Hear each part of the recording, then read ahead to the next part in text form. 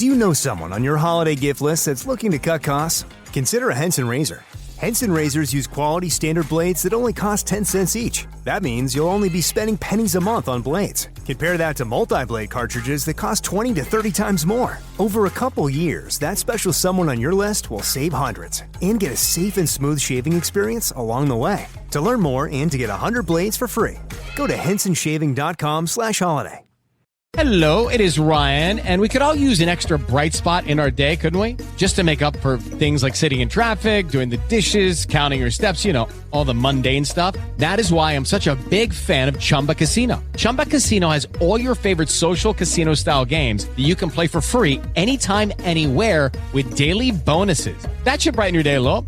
Actually, a lot. So sign up now at ChumbaCasino.com. That's ChumbaCasino.com. No purchase necessary. VGW Group. Void where prohibited by law. See terms and conditions. 18+.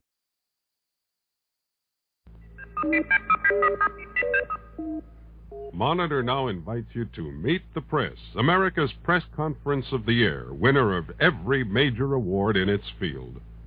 Today's guest on Meet the Press will be Sergeant Shriver, Director of the Peace Corps. We will bring you today's program in a moment after this message. This is Ben Grauer. Today, no single station can afford to maintain the core of correspondence necessary to cover the widely scattered national and international scene. That's why this station's affiliation with the NBC radio network is important to you, the listener. For in addition to local news coverage, you get national and international developments firsthand by direct report from correspondents on the scene. These newsmen draw from their broad background of reporting, adding insight and interpretation.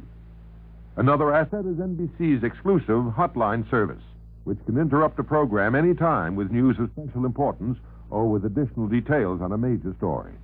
NBC's hotline means that in emergencies, you don't have to wait for regularly scheduled hourly newscasts.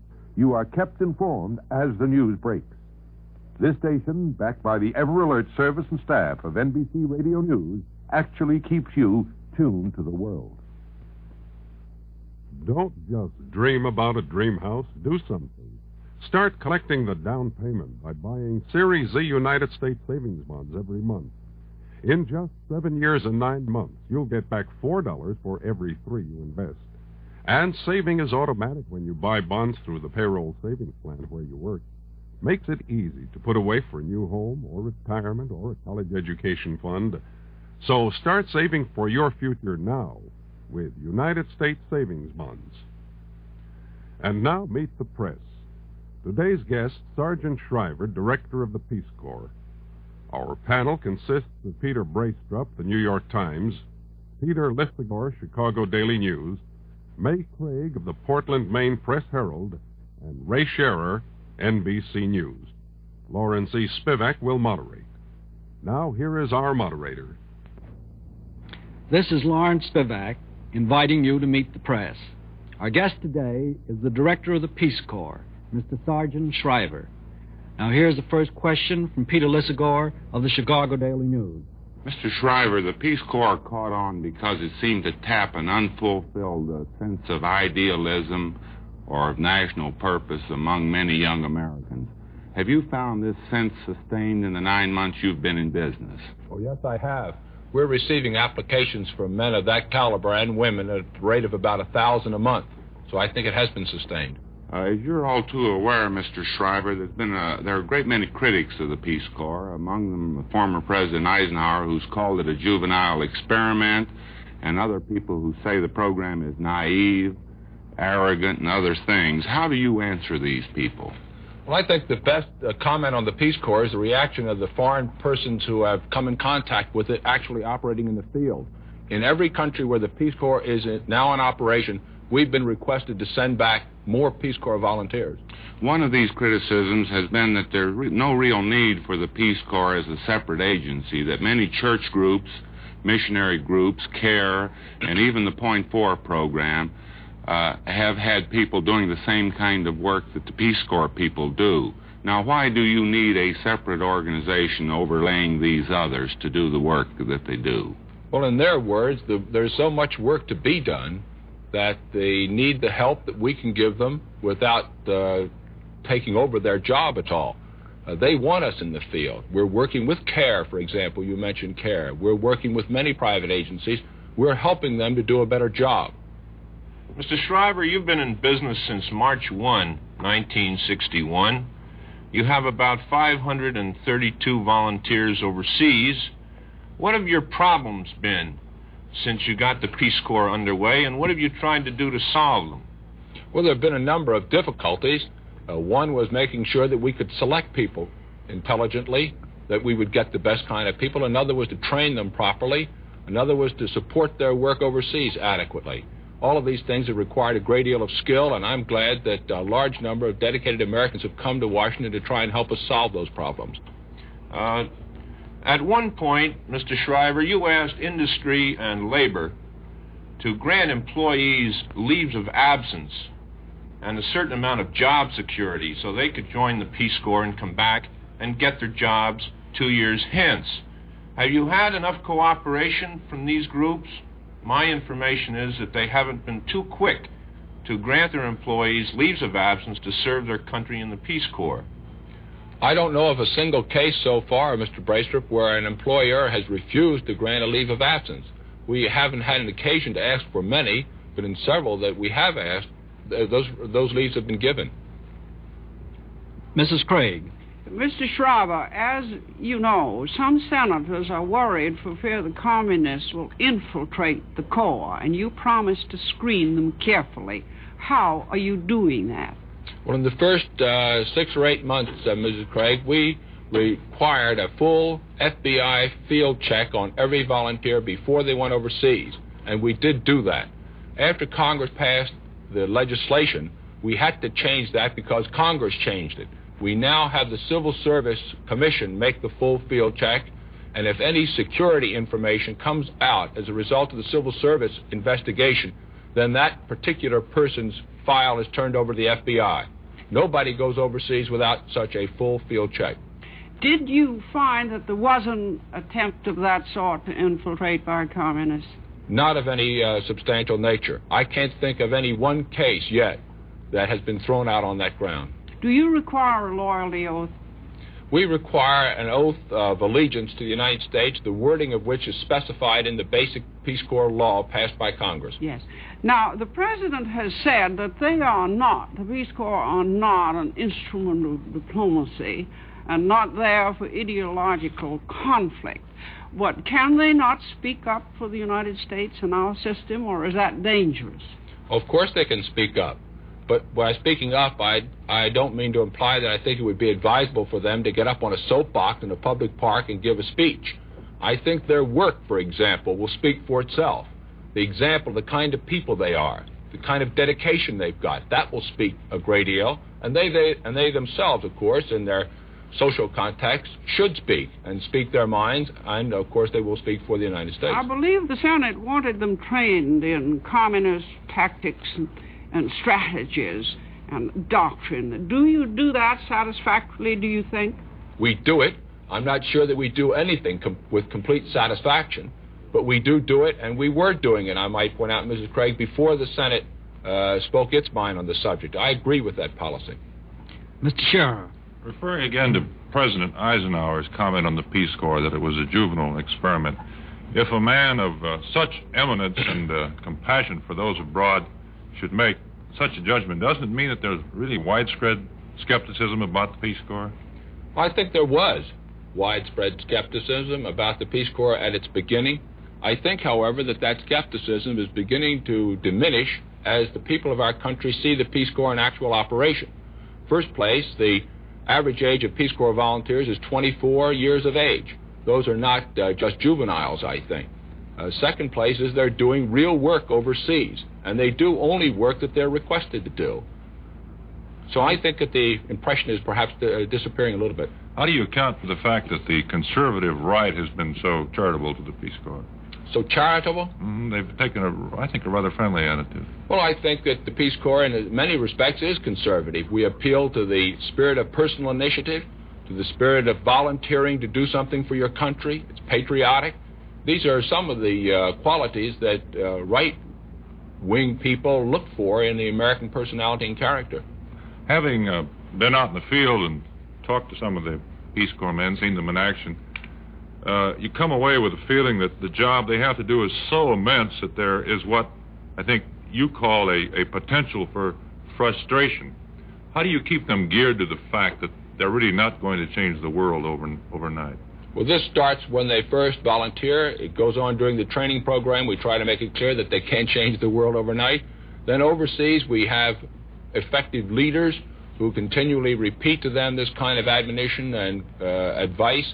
And I think that in addition to that, we have people with great maturity in the Peace Corps, for the most part, and I think they're prepared that their work will not change the world overnight. What bugs have you found in it so far, now that they are out in the field? What things that have to be corrected? What changes would you make if you were starting it all over again? Well, we're emphasizing language instruction even more than we did from the beginning. From the very start, as you know, we've always emphasized that the people who went overseas had to know the language. Well, we're confirmed in that opinion, and we're going to improve the amount of language instruction that we give. That's one example. Mr. Shriver, if an American taxpayer said to you, the Peace Corps will spend $30 million this year, just what good is it going to do the United States to justify that cost? What's your answer to that? Well, number one, every one of those dollars, so to speak, is an investment in an American citizen. We're not giving away anything. We're not supplying money or dams or automobiles to foreign countries. We invest the money in a person who goes overseas and comes back. That person, when they return, I believe, will be a better American citizen as a result of this experience. Well, do you see the Peace Corps then as a permanent U.S. agency, as a permanent institution?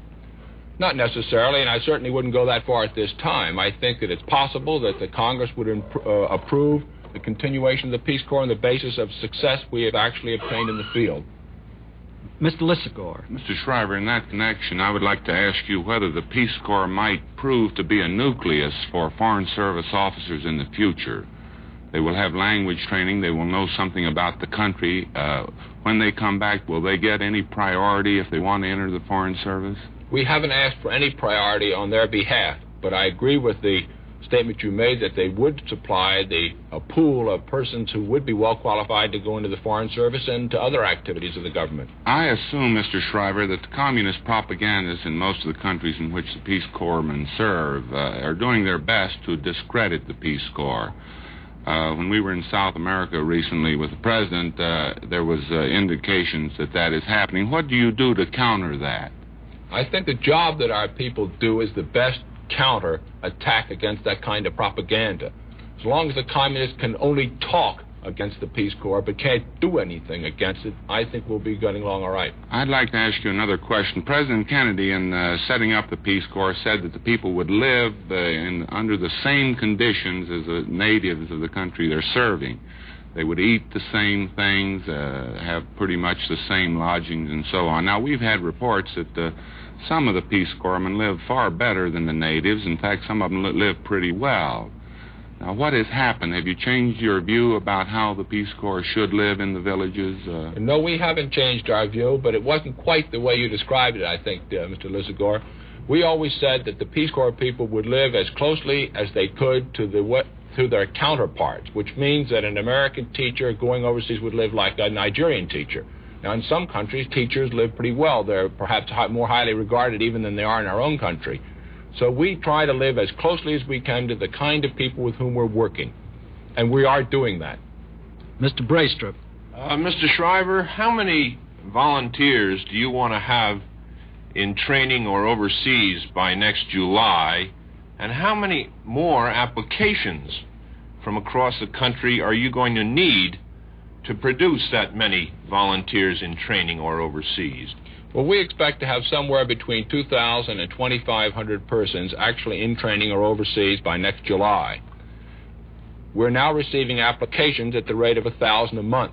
That would be plenty of applications to fulfill that goal. But I expect, personally, that the rate of applications will increase as the end of the academic year comes around and as people's contracts, for example, as teachers terminate in June and as doctors' contracts terminate, interns, and so on. Mr. Shriver, this year you have $30 million to operate the Peace Corps. How much money are you going to ask for next year Well, we haven't made up our mind on that because we're trying to base our request next year on actual operating experience in the field. I believe that if we can show that the Peace Corps has been a success in specific places, then we can build on that success. And I think Congress will approve that kind of a plan. Mrs. Craig. Mr. Shriver, some of our armed forces overseas had a lot of trouble with American women going around in short shorts and otherwise offending general opinion. One of your young ladies going to Ghana said she was not going to take slacks because in Ghana women didn't wear slacks. Now, tell me how you tell them about what they should wear in the different countries. Well, we have instructions, but they're not arbitrary instructions. They are advice about the fact that they should conduct themselves in a manner becoming in that particular country to which they're going. This is done verbally in lectures. It's also done in written form. I don't have the materials with me, but they're available. Well, this isn't a small thing, is it? Because if you offend against their taboos or customs, it might hurt your effort, wouldn't it? There's no question about it. One of the most important parts of our training program is the training in the history and culture and customs of the foreign country to which the people are going. Another thing that our armed forces found out was romances in foreign countries with the soldiers. Now, how are you going to handle that? Well, we've had a few romances in the Peace Corps already. As a matter of fact, I think we've had 3 weddings, and they've turned out very nicely so far, and there's no problem at all. I do not mean romance within the Corps. I meant romance within the people of the countries to which they sent. Well, I guess that's one of those problems that we'll face when we come to it. We haven't reached that point yet. Missionaries have told me that they can be in those countries sometimes for 10 or 15 years and never know the secret taboos that they may have offended against. How do you handle that kind of thing? Well, I think it's only fair to say that there will be mistakes made by Peace Corps volunteers in various countries. We're dealing with human beings, and all human beings make mistakes. And they're going to make mistakes in some of these foreign countries. That's one of the things we have to be prepared to face. But the fact that some mistakes can be made shouldn't deter the missionaries from going. Thank God it hasn't. They've all gone, and I don't think it should deter us. Do you think you have really delved into some of those very secret, mysterious taboos they have in those countries? Well, I haven't, no. But the instructors who teach the Peace Corps volunteers have. They're all people in every case who are very well acquainted with the foreign countries about which they're teaching. Mr. Scherer. Mr. Shriver, what makes the ideal Peace Corps volunteer, if there is such a thing? What kind of background gives you the best people? I think the first quality that we look for are those nebulous qualities of character, adaptability, perseverance, dedication, those kinds of things. And we look for them by seeing whether a person in this country, in his own home community, has those kinds of characteristics. Has he worked or has she worked for other people in boys' club work, in the YMCA, in Boy Scout work, in any kind of settlement work? Have they shown specific interest in other people? And do their colleagues and do their people for whom they work give them a good recommendation? A British official in Africa told me recently that the average American makes the best ambassador. Do you subscribe to that?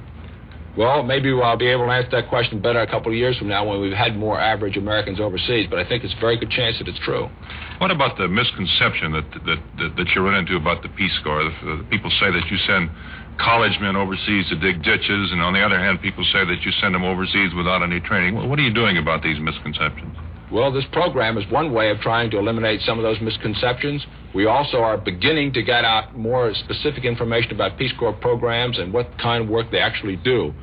But I think it takes a long time to educate the entire country about the specifics of a program new like the Peace Corps one is. Enough units are now out on the field, I should think, for you to make a judgment, as your brother-in-law would say, about what job the Peace Corps can do best. You've got them teaching, laying out roads, working on any number of things. What do you think they're really best suited for, and based on what you've seen so far? Well, I think teaching is an obvious case.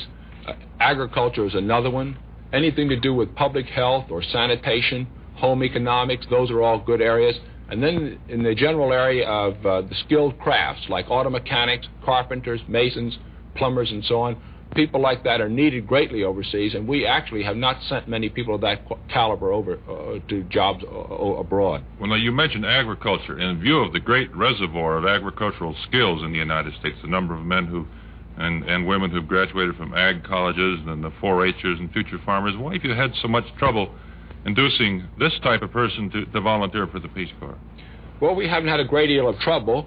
in getting them to volunteer once they know what our program is, but we have had difficulty in reaching them with the accurate information.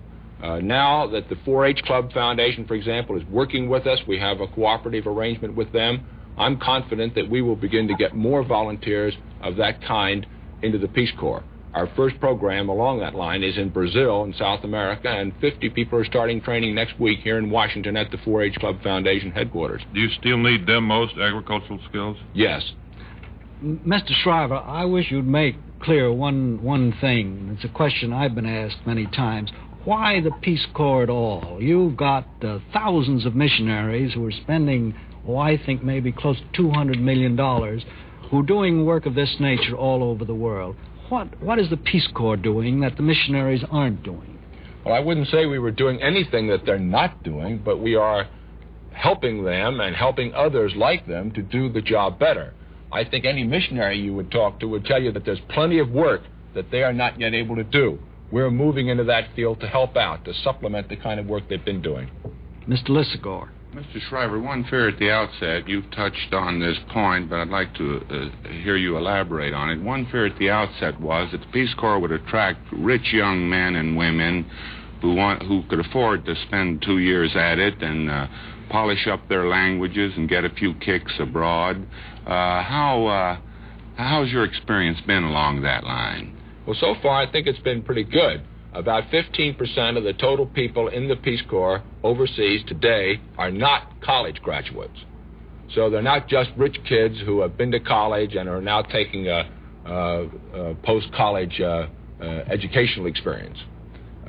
Some of our best people are truck drivers, for example. One of the leaders in our group in Columbia is a fellow who never graduated from high school, but who was a truck driver in Chicago, and he has been elected a leader by the Peace Corps volunteers. He has the basic qualities. So I'd say so far it's been going pretty good. One of your first projects, if I'm not mistaken, was in Ghana, and you've had teachers there for quite some time now. Ghana has, as you know, a political orientation which we're a little bit suspicious of. Have they had any bad experiences in Ghana as a result of Ghana's national policies and leaning leftward and playing footsie with the communists? No, we've had no bad experiences in Ghana whatsoever. In fact, the experiences have all been excellent in Ghana. Now, apart from the young lady who wrote the postcard from Nigeria, have you had any bad experiences generally in the Peace Corps in these countries? No, and with respect to the situation in Nigeria, I think it's significant that after that postcard was written and all the uproar about it, the Nigerian government asked us to send a second contingent to Nigeria and a third contingent. The second contingent arrived out there on the 28th of November. The third contingent is going to arrive out there next week. And the Governor General of Nigeria issued a public statement welcoming the second group and saying that he approved of the Peace Corps completely. Mr. Braestrup. You now have some 500 people overseas. How big do you think the Peace Corps will have to get before it really has a significant impact on the countries to which it has been assigned? I think that that's an impossible question to answer at this time in terms of numbers. I will say that in Colombia and South America, it seems to be having a significant effect already. The president of Colombia asked us to double the number of people down there because he said that the arrival of the Peace Corps volunteers had energized a great deal of activity in Colombia. So I don't think you can measure the success of the Peace Corps just in terms of the numbers of people we send. After all, there are very few people have started many great movements around the world. Missionary movements, for example, that were mentioned a minute ago, have never enlisted millions of people, but they have been quite effective. How big a Peace Corps are you going to ask for next year? Well, as I said, I'm not certain yet. It will depend on the experience that we get over the next few months. But I should think that if we are very successful with 2,300 people overseas, the Congress would probably like to increase the size of a successful program. Mrs. Craig. Mr. Shriver, the president did say that the Peace Corps would live alongside the people of the country eating the same food. Now, there's strange and horrible diseases over there, as we found during the war there. And congressmen are upset because we are going to take care of them if they get anything bad like that. Now, how do you justify such a temporary 2-year service with possible lifelong care afterwards? Well, in the first place, I don't think there will be many cases of lifelong care afterward. We had the United States Public Health Service make a survey on this specific point for us. In addition to that, they go into each country in advance of the Peace Corps to determine what the medical problems, if any, that exist in that country. In the third place, we send a doctor, a United States Public Health Service doctor, to nearly every country where the Peace Corps goes. These people work, incidentally, in local facilities, medical facilities. So we've taken steps which minimize the dangers that you're worried about. And so far, we've had pretty good success. They eat the same food and drink the water. How are you going to prevent this? Well, they don't drink the same water. For example, they boil water in countries where that's necessary. They take precautions which are given to them, recommended to them by the United States Public Health Service. Are you trying to send doctors and nurses from here? Yes, we've already sent doctors and nurses. We've sent, for example, 16 nurses to Malaya, not to take care of the Peace Corps, but to work in the Malayan medical facilities. We have about 2 more minutes. Mr. Scherer. Mr. Shriver, you have great enthusiasm. I think you've shown that today. I'm wondering, is there any danger you may oversell this program? What about countries that want more volunteers and will ever be able to send them? Well, we make it clear right from the beginning that we never will be able to meet the demand. We've got requests at the Peace Corps headquarters today for 15,000 Peace Corps volunteers around the world. We've only sent 500. Many countries know that they never will be able to get all of their requests filled. What's happened to the young lady who wrote the postcard?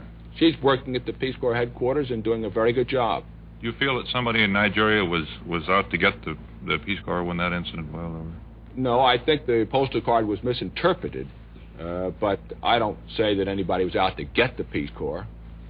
As a matter of fact, that meeting has been followed by another meeting at the same university at which the Peace Corps has been endorsed.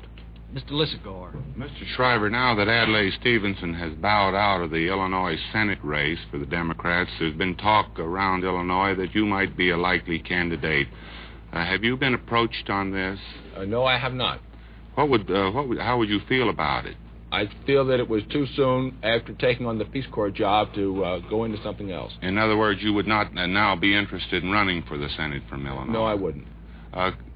Do I have time for one short question? It's hard for us to believe that the adventurous shine on going abroad among many Peace Corpsmen won't wear off in the boredom and frustration, as Mr. Scheer referred to a while ago, and in the harsh living conditions there. Have you found any people already becoming bored and frustrated? Has the attrition started, or don't you accept this premise? Well, I don't know about the premise, but the attrition has not started. Nobody has quit yet. We have brought some fellows home for medical reasons. Thank you. At this point, we're going to have to suspend our question. Thank you, Lawrence Spivak. In just a moment, we'll tell you how you can get a copy of this week's Meet the Press discussion. Saturn, to the ancient Romans, a god. To astronomers, the second largest planet. To space scientists, Saturn is a huge rocket designed to bear the burden of U.S. space missions after the turn of the year. It'll be a Saturn space vehicle that will take a 3-man crew to the moon and back, and that's some of the exciting news that I, Merrill Miller, hope to be reporting to you in the future. For news of today, covered clearly, concisely, and down-to-earth style, stay in touch with NBC Radio News on the Hour. You know, Americans are inclined to take a lot for granted, but to people in an undeveloped country, a good road, plumbing, and good farming methods simply do not exist.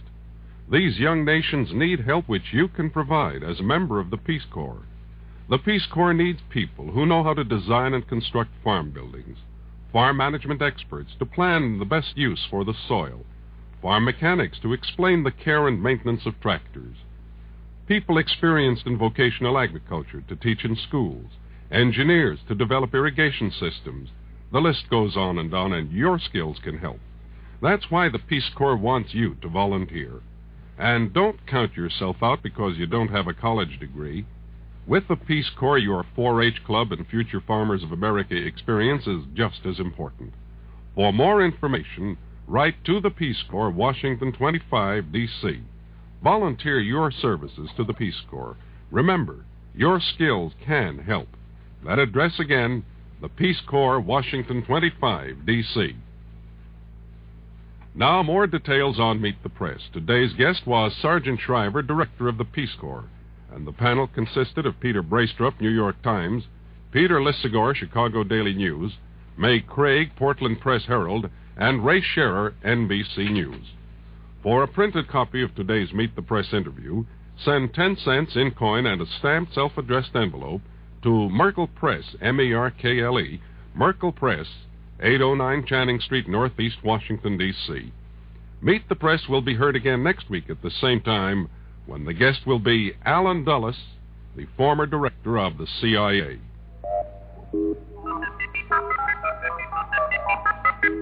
This is NBC, the night before Christmas.